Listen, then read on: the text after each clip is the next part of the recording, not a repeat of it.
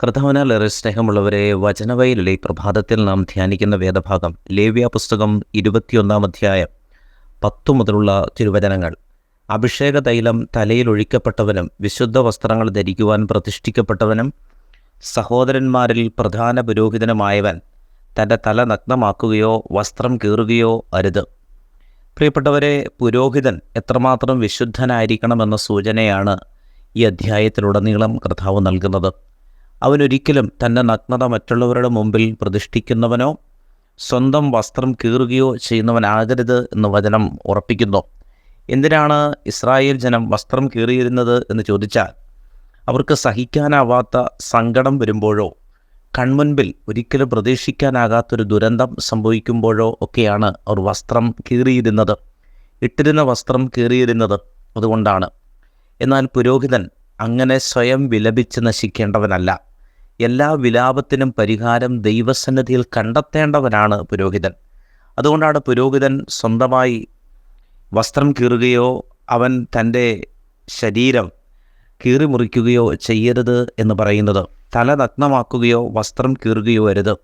ശിരോവസ്ത്രം ധരിച്ചാണ് പുരോഹിതൻ പ്രത്യക്ഷപ്പെട്ടിരുന്നത്. അതുകൊണ്ട് തന്നെ അവൻ്റെ തലയുടെ നഗ്നത പോലും മറ്റുള്ളവർ കാണാതിരിക്കണം എന്നുള്ളതായിരുന്നു ദൈവത്തിൻ്റെ മനസ്സ്. ആ ഒരു മനസ്സാണ് നാം ഇവിടെ നിന്ന് പ്രധാനമായും മനസ്സിലാക്കേണ്ടത്. കർത്താവിൻ്റെ പരമമായൊരു ശക്തി പൗരോഹിത്യത്തിൽ അധിഷ്ഠിതമാണ്. അവൻ്റെ ശിരസ്സും അവൻ്റെ ശരീരം മുഴുവനും അഭിഷേക തൈലം തലയിൽ ഒഴിക്കപ്പെട്ട് വിശുദ്ധീകരിച്ചവനാണ്. എന്താണ് അഭിഷേക തൈലത്തിൻ്റെ പ്രത്യേകത എന്ന് ചോദിച്ചാൽ, ദൈവം ഒരു വ്യക്തിയെ ഒരു പ്രത്യേക നിയോഗത്തിനു വേണ്ടി മാറ്റി നിർത്തി വിശുദ്ധീകരിക്കുന്ന ആ ഒരു പ്രക്രിയയുടെ പേരാണ് അഭിഷേക തൈലം ഒഴിച്ചുള്ള ശുദ്ധീകരണം.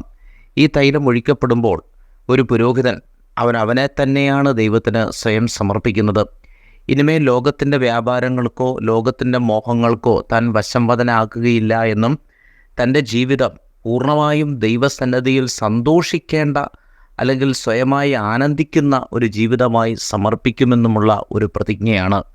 പുരോഹിതൻ സ്വയം വിലപിച്ച് നശിക്കേണ്ടവനല്ല, മറിച്ച് ജനത്തിൻ്റെ പരിഹാരത്തിനു വേണ്ടി കണ്ണുനീരോടെ ദൈവസന്നിധിയിൽ പാപപരിഹാര ബലികളും പ്രായശ്ചിത്ത ബലികളും ദഹനബലികളും സമാധാനയാഗങ്ങളുമൊക്കെ അർപ്പിച്ച് ആ ഒരു വിശുദ്ധീകരണത്തിൽ ജനത്തെ എത്തിക്കുകയും സ്വയം വിശുദ്ധീകരിക്കപ്പെടുകയും ചെയ്യേണ്ടവനാണ് പുരോഹിതൻ.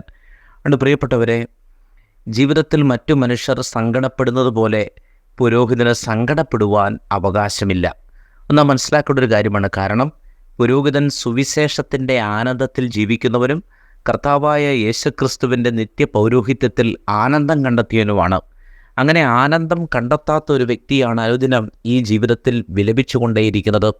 അവന് ആ ഒരു ജീവിതത്തിൽ സംതൃപ്തി അനുഭവിക്കുവാനോ സ്വയമായി വിശുദ്ധീകരിക്കപ്പെടുവാനോ സാധിക്കാത്തത് കൊണ്ട് അവനവൻ്റെ ജീവിതത്തെ കൂടുതൽ കഠോരമായിട്ടാണ് കാണുന്നത്.